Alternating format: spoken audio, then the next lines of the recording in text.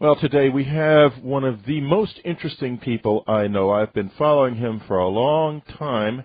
Steve Quayle is with us. Steve Quayle is, his website is the stevequayle.com, SteveQuayle.com.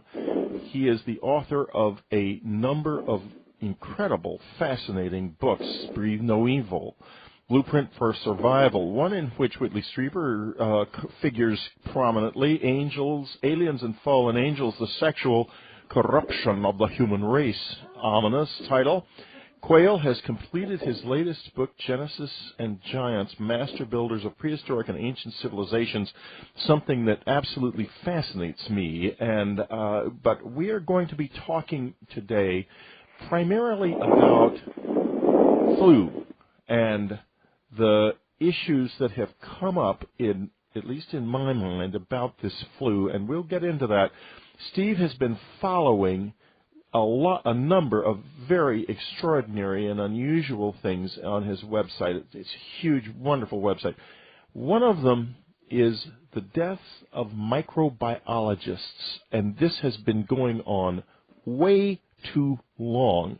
And now we find ourselves in a situation where everybody's happy. Flu was no big deal, ha ha ha, except we are looking at an entirely new kind of a virus and a whole bunch of highly skilled people who are dead. Welcome to the show, Steve. On that note.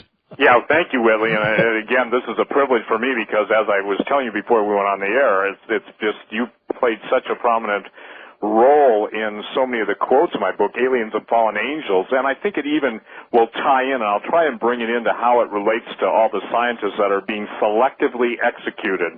It started back in pretty much 1994, and when I'm talking about microbiologists, molecular biologists, and some of the most famous people in the world, these are not run-of-the-mill scientists. These are the who's who in the world. And again, the thing is that if you go to my website, stevequayle.com, on the nav bar, I've got the dead scientists. Officially, I've got 84 posted. Unofficially, it's up to over 100. Now, let's talk about probably the most foremost in contemporary, the last several years, would be Dr. David Kelly, who was the head of Britain's Porton-Down Defense, the Ministry of Defense of Biological Weapons. Now, I was on Coast to Coast with George Norrie one night when the day he was found supposedly suicided, and I said unequivocally, this man was murdered. And it's my contention, we'll just give people the bottom line and go wherever you want, Whitley, that these men and women are some of the smartest people in the world, whether they're working for Russia's former biological defense program, United States defense programs. These are the people that could have and would have been used to draw on to come up with vaccines and be able to follow the trail to who generated this biological brew of death. And it's really perplexing to me how the American people are being so led down the primrose path of mind conditioning and mind control, not to question the things that you and I talk about. Exactly. And you know what was frightening to me? At first, I thought this flu, and I think that the people who do news on my website, Ann and her enormous team of helpers, thought it too, that essentially this was not going to be, it was a sort of media storm. In other words, it was going the media was running too hard. It was like a bunch of sharks in the water. It was a frenzy. There was a sense of frenzy, exactly. And however, then I saw this story in the New York Times a couple of days ago, and it wasn't commented on anywhere else. It's still sitting there on the New York Times, and it seems quite calm. It states that the flu is highly unusual because of the fact that the virus is a mix of viruses from European and American swine. Okay, fair enough. You think maybe they got together. But here's the thing. They do not import swine. They don't move as an economic product between continents because the diseases are different. To move a pig from American continent to Europe or a European pig here is a very regulated process. You don't ship live swine or even pork across those borders at all. It's not allowed. That's the kind of thing that's done by laboratories, and that is what has gotten me onto this subject. That's why I got you on the air, because I see two things here. I see a new virus and the surgical removal for years of crucial microbiologists, and I'm worried. I'm worried. Well, here's the thing that is so critical. First of all, to call it the swine flu is a misnomer, because this is a biologically engineered, genetically formulated, what I call cocktail of death, because, again, the swine flu is not even, I would say, a critical component. But by taking the perception of either the viewers on television, listeners on radio, and putting it into swine flu, Whitley, I think that's an attempt at what I would call New World Order camouflage. The real issue was when you saw, first and foremost, that this was a combined retrovirus that had unique properties that is not found in nature, does not exist in nature. You know it had to come out of a lab somewhere. Let's take the 1918 Spanish flu. Right. A number of years ago, I started sounding the alarm. But when I wrote the book, Breathe No Evil, no mainstream publisher would touch it, okay? They said it wasn't relevant, blah, blah, blah. You know, right. It was of no interest. Well, obviously, going on a national talk radio and claiming that within several weeks you'd see a chemical or biological attack in a world capital to be followed up by the Tokyo subway attack by Shinrikyo is pretty much thrust the idea of chemical and biological weapons. But let's get the 1918 Spanish flu. 1918 Spanish flu was cultured from cadavers that were either frozen in the permafrost or specific tissue that had been saved in different laboratories. The minute I heard that the scientists were, quote, unquote, trying to reculture it or reanimate it in order to study it, I went public. I started screaming. This is in order to create a new bioweapon. Because in the world of bioweapons development, I've talked to enough scientists and enough people behind the scenes, they always want to weaponize everything. And for the record, the combination of the Spanish flu and all the different strains of whatever they can concoct. Now, when you're talking about the dead scientists, these are the scientists that develop some of the very techniques that they're using for gene splicing and what would be called transgenic engineering.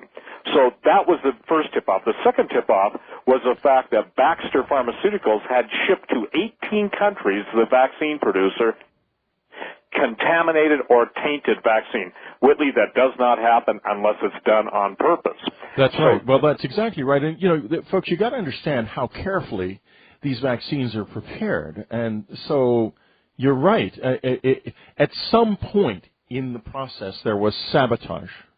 Who knows where? I mean, do you have any idea how far up close to the top it was? Well, it goes really high to the top because, again, when you're talking about statements that are being made to take the world's population down to 500 million, that basically people on the planet are a virus, I'll quote another hint, and you're dealing with some of the, let's just say this, the most outspoken, I call them man-haters. They would be like aliens on steroids, you know, coming to feast on the planet. You've got to say, okay, let's look at who has the most to gain. You know, we've talked about nuclear war during the Cold War. We've talked about, and I write a lot about clandestine nuclear weapons and proliferation of nuclear weapons on the black market, etc.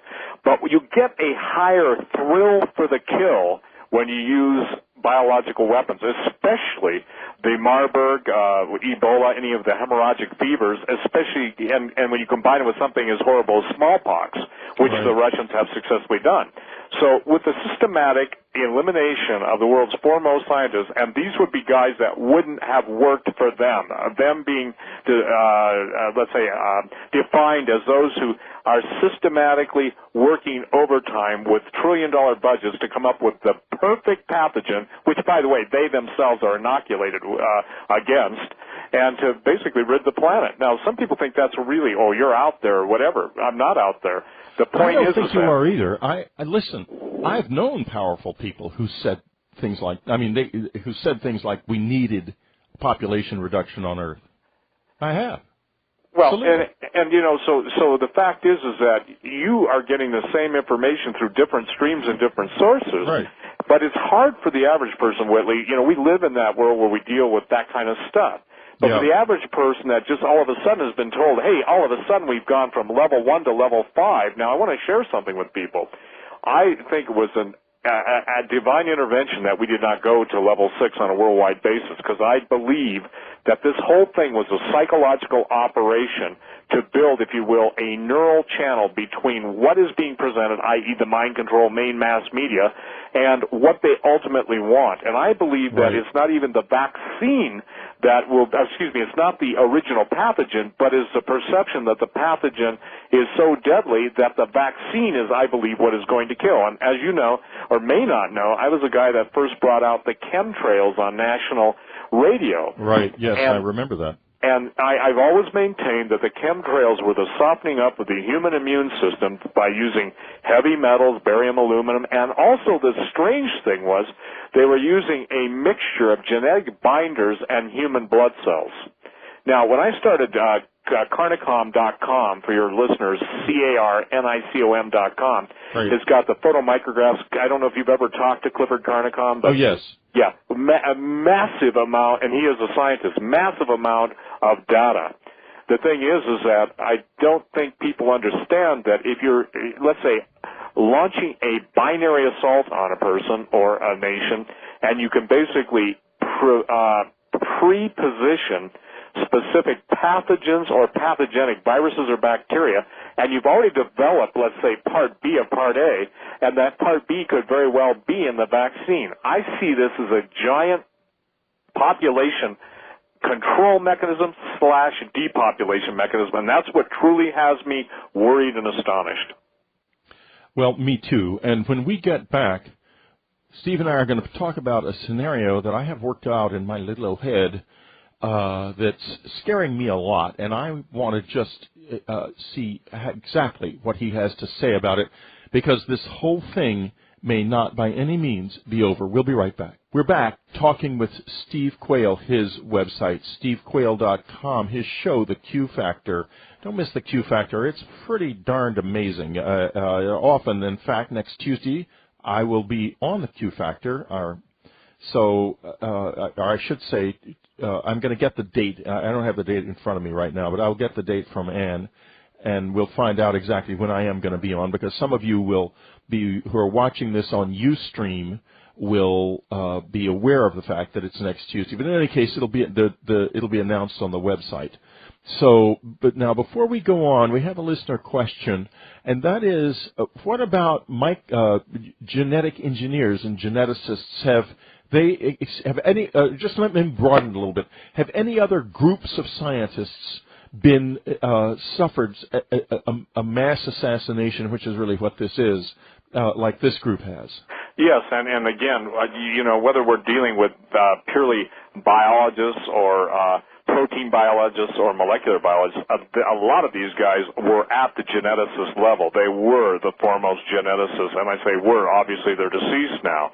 So the thing that's really critical is this, is that the whole area of transhumanism, and I got to get into that a little bit, Whitley, is because, again, if people understood that even the Defense Department, the Pentagon, has spent hundreds of billions of dollars on what's called their Super Soldier program. Are you familiar with that? Oh, yes, but tell us about it. The Super Soldier program basically is using, whether it's the sight of an eagle, the olfactory sense of a wolf, the strength of different muscle groups in different animals, i.e. the lion's hindquarters. Some people don't understand that there is a massive attempt to be able to create a super soldier or warrior that basically doesn't need to sleep, has super energy, basically can go on without, or go on extended operations for extended period of times, even to the point of using genetic material extracted from the Hydra to regenerate everything from blown off limbs to self-repairing wounds. Wow. Now, again, if people doubt this, they can just type in super soldier in any of the accounts, or excuse me, not any of the accounts. They can go into any of the search engines, and a massive amount of stories will come up. And I write about that in my book. I do have a book called Genetic Armageddon, And Genetic Armageddon was it's called Today's Technology, Tomorrow's Monsters, which you will be getting a copy of course. Great. And the thing, my whole premise there is that there is such an attempt to basically take humanity to the next level. It's what Ray Kurzweil and all of the Bill Joy and some of the great thinkers of our time, I don't agree with them, but they're bright, okay, are talking about the singularity, when basically you combine man and machines will take over and they no longer need mankind. As a matter of fact, your listeners may find it interesting that I just posted a story talking about an inventor that has robots that will feed on biomass. Biomass is a nice word for dead bodies. Right. So when you combine that with the Pentagon's desire to make robots that basically are the ultimate killing machines, being able to make decisions based on their predefined parameters, the time is coming when, whether we're all familiar with the different movies that have come out, the Terminator series or any of the other movies, we are now there. And it's my contention that a lot of this is alien-derived. When I say alien, I speak in the context that your listeners will understand it, right. Not illegal immigrants. Right, yeah, well... Yeah. I just say that because, I actually get emails, Whitley, I promise you. Well, don't blame everything on those people south of the border. I said, ma'am, I'm blaming everything on those people off the planet. Right. So we're at a period now where I think literally anything that we're being told now is, in my opinion, probably a minimum of 50 years behind, okay? Right. I believe that, and I have been told so. When you're in talk radio, let me share this. I've learned that it's not what you know, it's who you know, and the who can tell you what. Oh, that is so true. It's so true. And so the thing is that the cloning that's going on, and the things, and I'm talking about, and I'm not talking about some sheep, I'm not talking about, little animals, but the cloning is what's interesting to me, because when you go into the old ancient legends of Atlantis and Lemuria and everything, it's the judgment that came literally upon the planet that then was over all this transgenic mixture. I mean, Greek mythology, and that's what I write about, okay? So I kind of quote Solomon, there's nothing new under the sun, for that which has been will be again. And so as we're seeing this stuff, I see absolutely the desire to do away, and I'm seriously, when I make this statement, I couldn't be more serious, with humankind and put in what we could call the replacements. Well, now, something along those lines is going, listen, I want to get to another viewer, or listener, I should say, question. Is the community of scientists who are having this happen spooked off the record by the large percentage of deaths? Are you aware of how they're reacting, if at all, to this, or what they think of it? Well, if they're in the establishment, they pretty much keep their mouth shut. But I will tell you this, one of the foremost researchers in the world, the most famous scientist when it comes to understanding anthrax, after I did a coast-to-coast interview a couple of years ago, sent me an email saying he literally fears for his life, and because he has guard dogs, I won't put his name out on the radio. No, I can tell you obviously not. Yeah, but he said even his guard dogs have to have bulletproof vests. The thing, and this man is world famous, okay?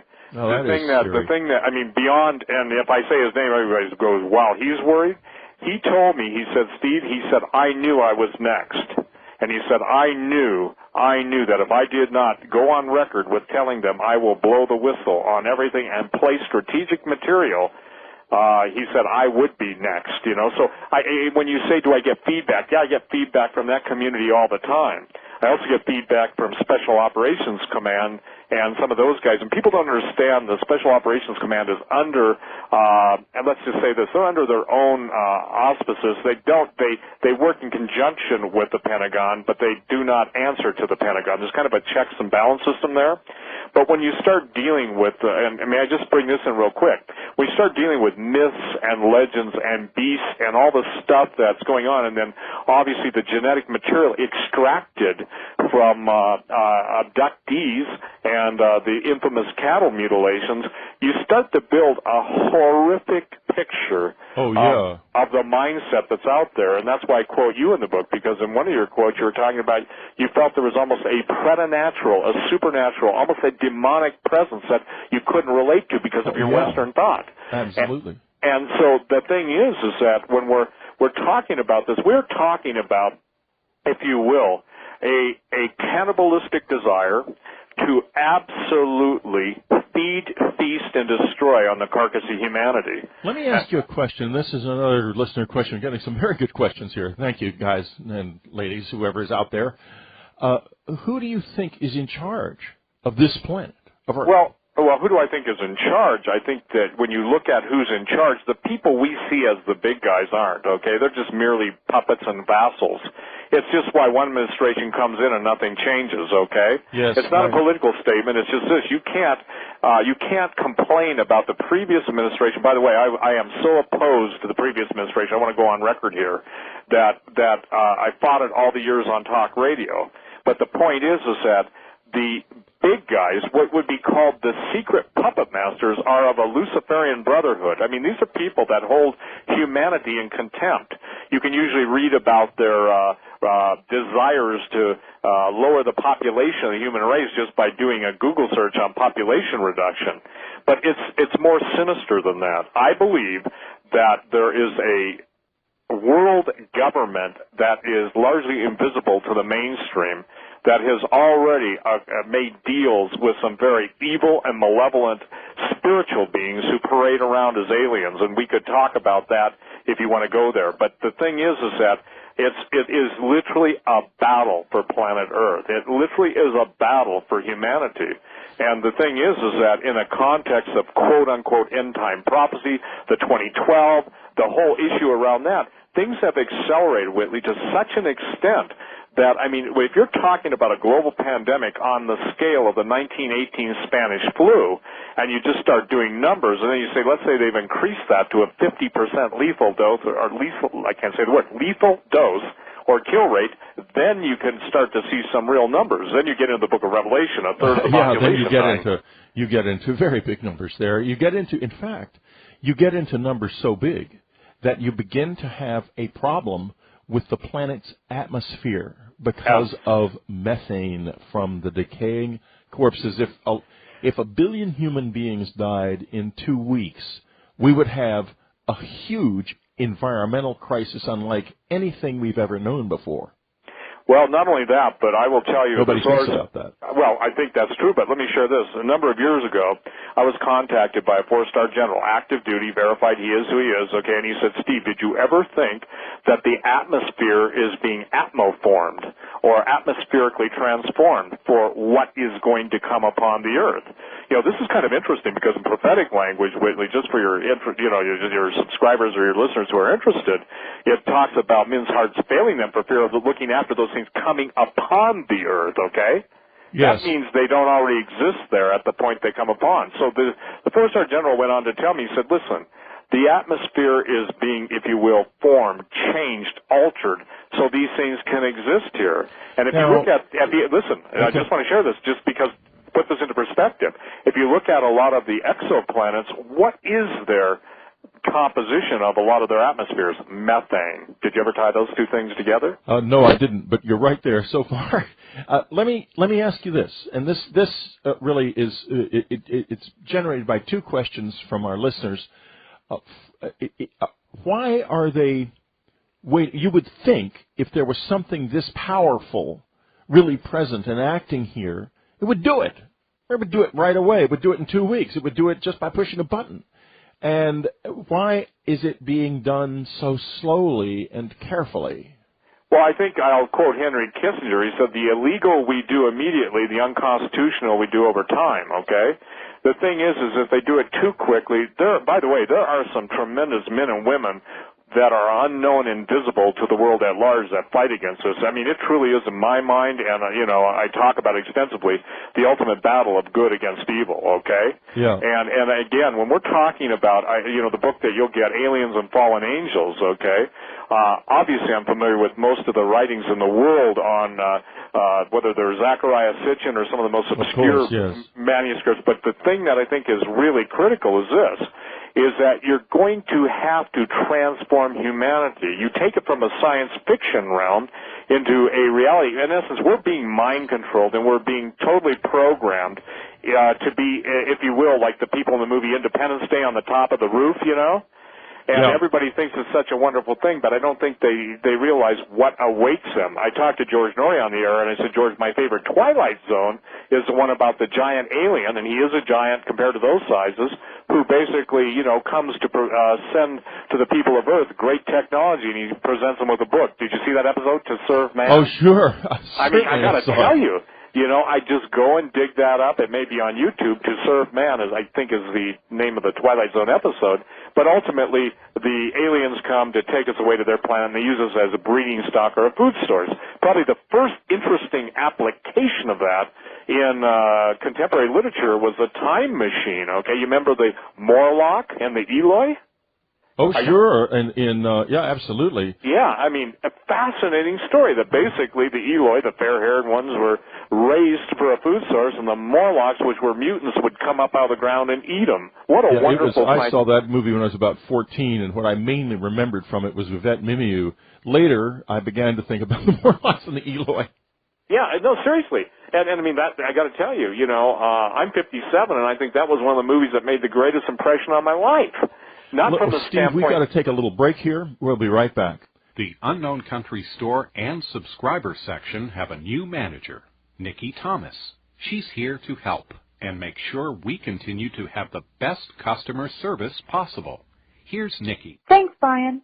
I just want you to know that the Unknown Country store and subscriber area will continue to offer the high level of customer service you've come to expect from us. I'm so excited about my new job. This is such a special place, and you are such special people. I look forward to every day at UnknownCountry.com. We're talking to Steve Quayle, broadcaster of the Q Factor. His website, stevequayle.com. Steve, when can we hear the Q Factor? Okay, first of all, it's the Q Files, and it's the Q Files. I'm sorry. Yeah, it's okay. And I kind of obviously patterned that after the X Files, and there's a reason. But if you want to go there, we'll go there. But I'm on from 5 to 6 Mountain every day. People can go to my website, stevequayle.com, and then click on the upper radio telescope, and all the listen live streams are up there. And we have so many live streams they can listen on an MP3 player. Whatever's up there, just click on them. If they don't get on one, they can get on the other. And quite candidly, Whitley, my streams, I'm just adding bandwidth as fast as I can.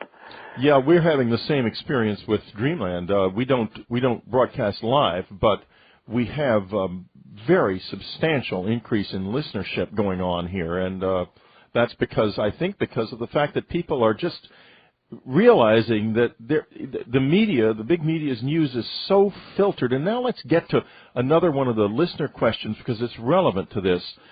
It's a question essentially about the amount of hype that seems to go on with everything that they seem to be feeding us fear. Absolutely, and I make a statement. Overhyped, verging on the hysterical is what the guys say. Yeah, no, that's true. Fear, the best antidote for fear is truth, okay, and understanding. And it's the thing, I believe this is that, you've heard the metaphor, great metaphor, that they basically treat us like mushrooms, they keep us in the dark, and then they feed us, waste product. The thing, I'll say it nicely, the thing is that with I'd encourage everyone to go look up the word neural, N-E-U-R-A-L, linguistic programming. Because I'm very familiar with neuro-linguistic programming. Right. If you notice this, once one of the networks comes up with their buzzwords, they all clam onto it, okay? They all basically just lock onto it. And the hysteria is what drives people to act without thinking. And what we try and do, both you and I try to do through our outreaches, is get people to think, understand, then they can't be driven. To think new thoughts. To think thoughts that they are not, that they are told not to think. That thoughts that they shouldn't think. And goodness, I mean, this whole UFO thing is the most taboo subject in the world. Absolutely. Yeah, absolutely. And it's taboo for a reason. Because when you get into it, you begin to dig. And when you begin to dig into this, soon your entire vision of the world changes, and you realize what we live by every day is only what it looks like. It's not what's actually happening. Well, and I think this is something that people have to understand. If ever there was a time to question authority, this is it. We've just seen the most horrific abrogation of freedom of speech, the classification of everybody from veterans to constitutionals, anybody, by the way, you and I, as alternative broadcasters now on the latest Department of Homeland Security, are considered quote-unquote potential terrorists. Are you familiar with the document? No.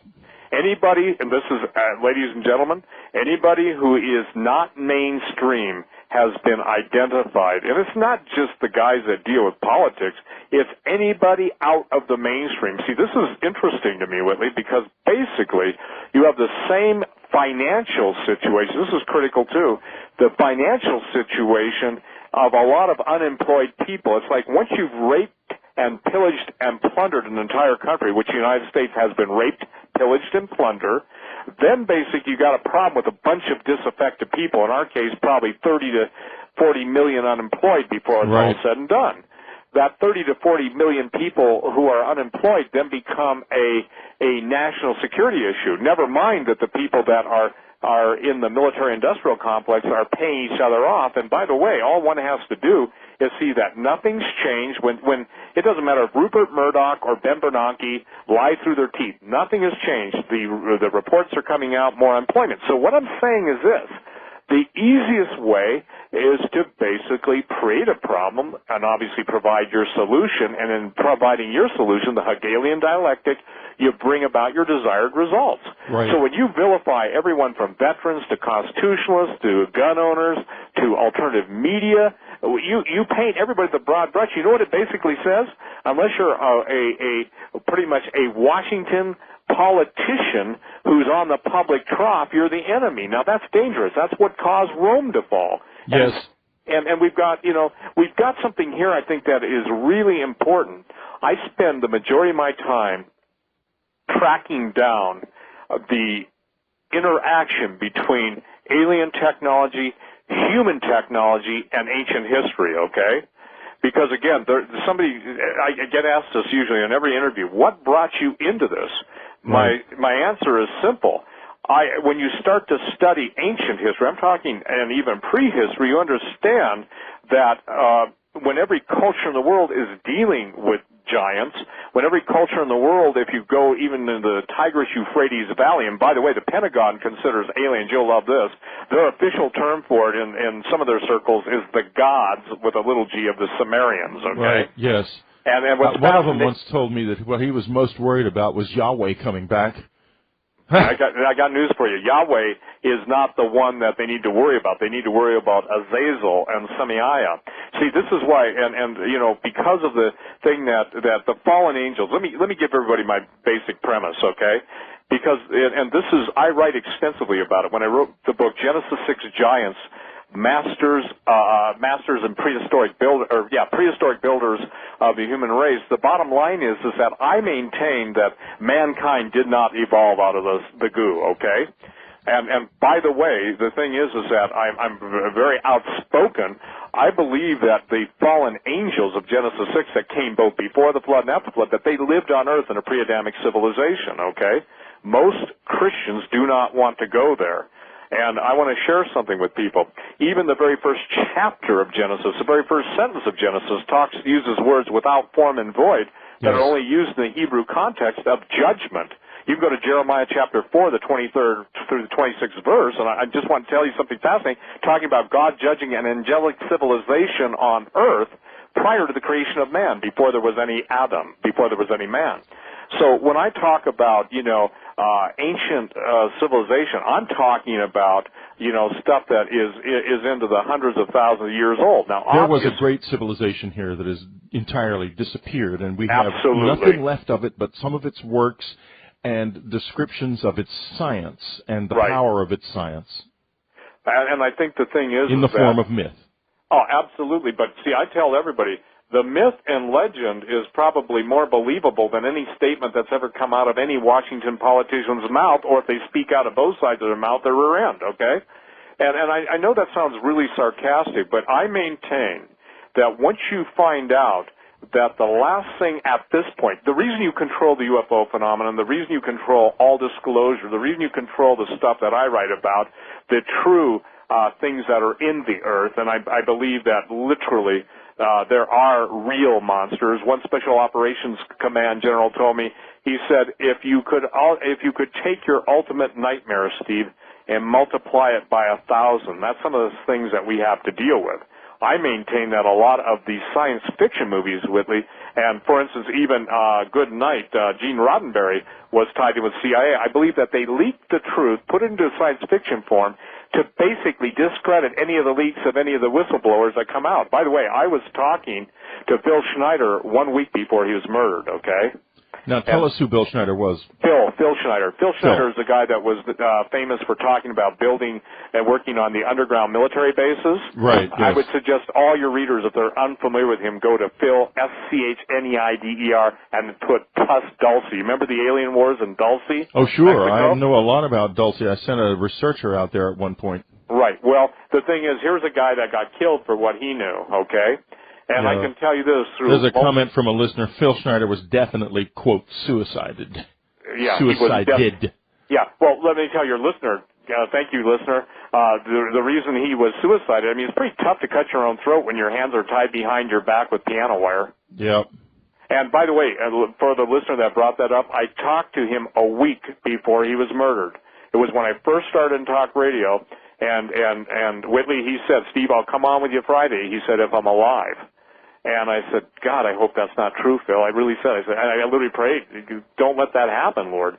And the thing is that Phil was basically off. You know, it's just like this. Look, when you take the whole history from 1947 forward, Roswell, all the incidents of everything from every incident, every sighting, every abduction, everything, you know that you couldn't come up with more imaginary denial than, you know, the boys in the suits come up with, you know? Right. We're talking to Steve Quayle, his website, stevequayle.com. Do not miss stevequayle.com. You can listen to him live every afternoon. Is it 5 to 6 Mountain Time? Yes, sir. And it's his show is the Q Files. It's his broadcast live for an hour. Really very interesting. I'm going to be on it, listeners and readers of UnknownCountry.com website. It will be announced on the website. It's going to be next week.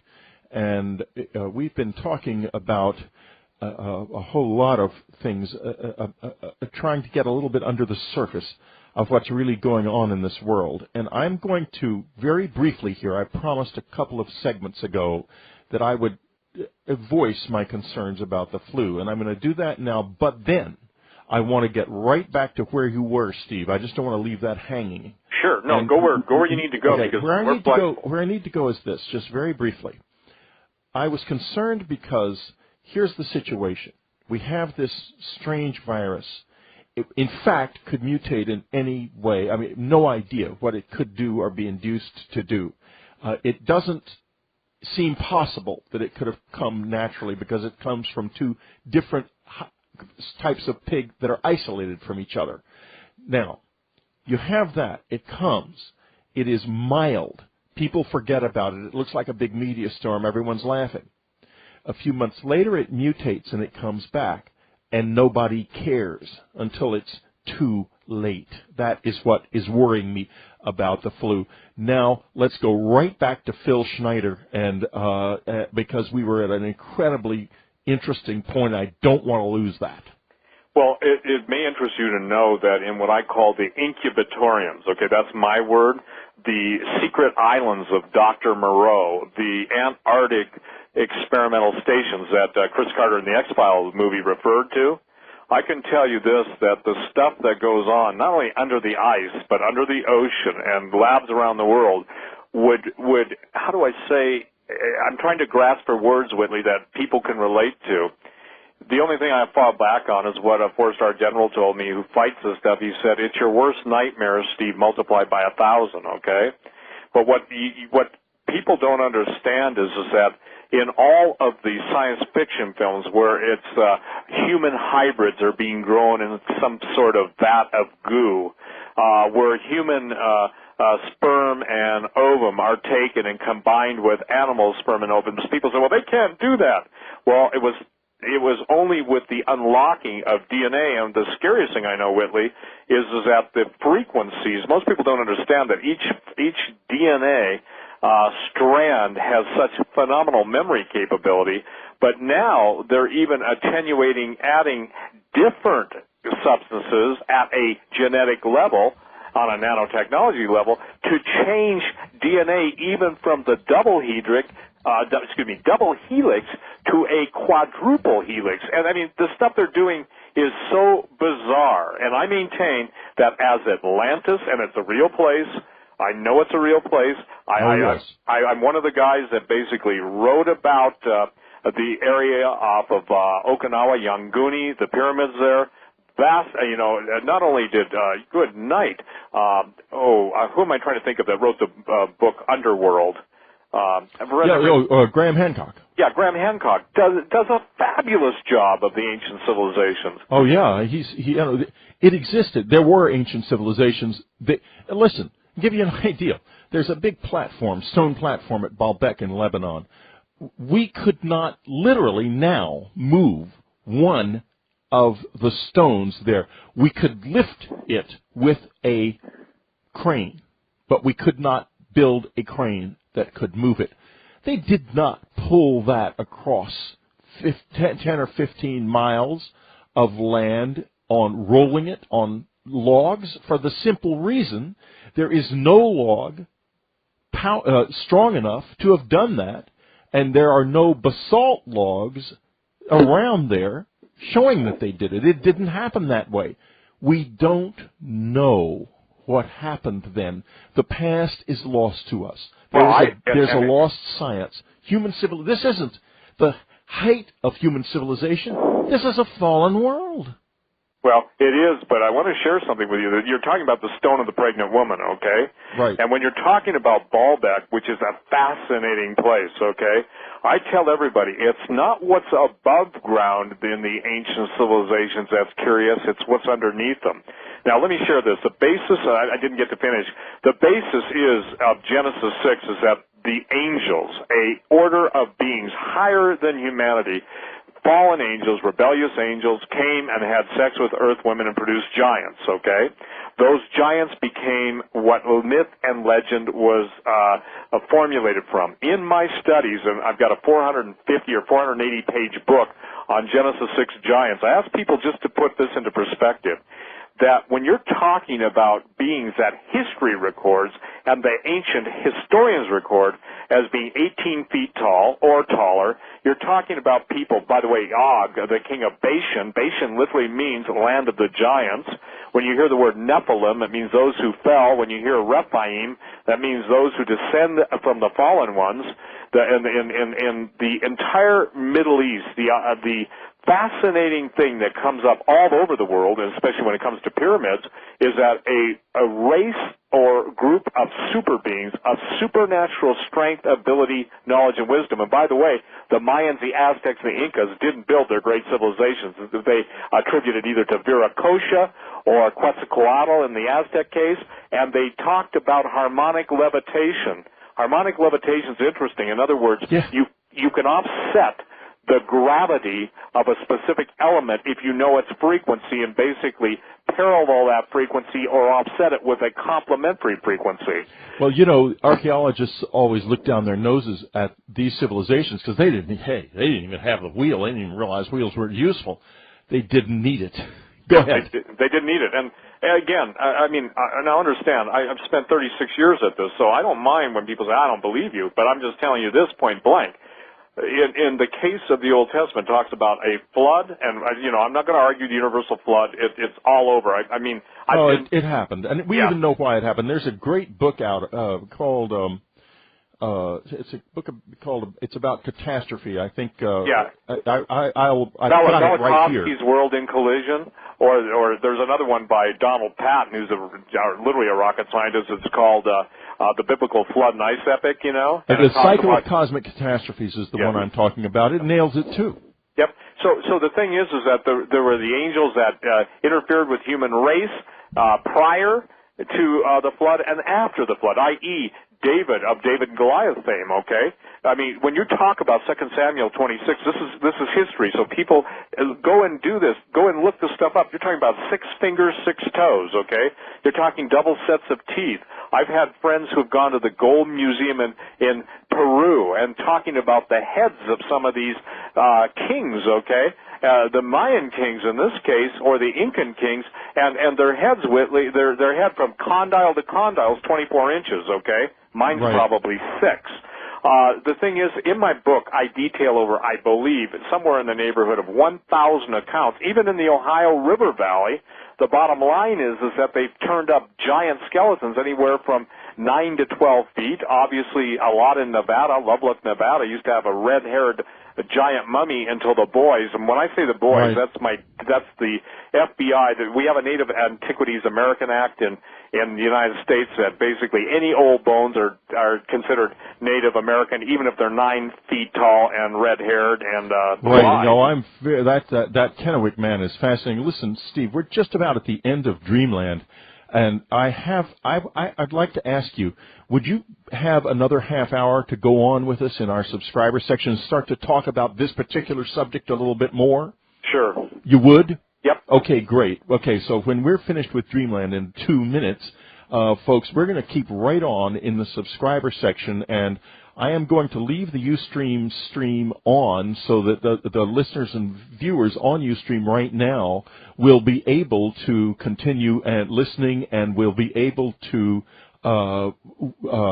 ask questions. Now, starting the next time we broadcast on Ustream, it is going to be password protected, and you're going to have to be a subscriber to Unknown Country in order to get this. But it is very well worth having. It is a lot of fun, to be able to watch it as it is recorded and ask questions live. So right now we are going to just wrap it up real quick, Steve, here for Dreamland, and then we'll go on deeper into this in the subscriber section. Steve, let me ask you, just to wrap it up, what would you say is the most critical thing you are watching right now? I am watching the preparations for martial law, and when I say martial law, the word is spelled, I'm going to say this, M-A-R-T-I-A-L, meaning military rule and control. We're hearing of massive amounts of military men and equipment being moved into the Midwest, around Philadelphia. I believe that obviously we're going to have a false flag scenario, and I think that this softening up exercise of getting everybody worried that, Whitley, it wouldn't matter if they were really releasing a pandemic later, or it basically is the real pandemic, the actual virus, that the orders to be vaccinated or therefore be put into camps or being segregated is what everyone is gearing up for. And I got to tell you, this comes from sources, when I say that are unimpeachable, there are a lot of men out there that are risking their lives to break to the American people the true nature of the plans, plots, schemes, and blueprints of the New World Order to basically... Yeah, and when you say risking your lives, you have to ask what happened to people like Phil Schneider. Yeah, well, they do. And a gentleman that gave me the infamous red list, blue list, and green list, the people that, the enemies list, well, heck, even the TSA, transportation people at the airport and other places basically have their list, the no-fly list and everybody, you know. I said they are absolutely now with the new Department of Homeland Security statement making everybody the enemy other than them. And I got to tell you something. Nobody does that in the history of the world until they're ready to, they identify, they vilify, they then nullify, and then they destroy. And that's, I'm serious. I could not be more upset or concerned. The next round of flu is the one that they're going to really ratchet it up. And by the way, this could have been an experiment on a lesser lethal form of the virus to see how fast they could get it to spread by using the different vectors the next time. And obviously we're looking at the largest martial law training anti-terrorists with U.S. citizens as a terrorist exercise coming up on the 26th of July. Right. I don't like that. It is ominous to me. Steve, okay, we are done with Dreamland. We have reached our time limit on Dreamland. So subscribers, you can go on with us in the subscriber section. And Dreamlanders, why don't you go ahead and go ahead and subscribe. We need you, and I think you need us. Well, today we have one of the most interesting people I know. I've been following him for a long time. Steve Quayle is with us. Steve Quayle his website is the stevequayle.com, STEVEQUAYLE.com. He is the author of a number of incredible, fascinating books, Breathe No Evil, Blueprint for Survival, one in which Whitley Strieber figures prominently, Angels, Aliens and Fallen Angels, the Sexual Corruption of the Human Race, ominous title. Quayle has completed his latest book, Genesis and Giants, Master Builders of Prehistoric and Ancient Civilizations, something that absolutely fascinates me. But we are going to be talking today primarily about flu.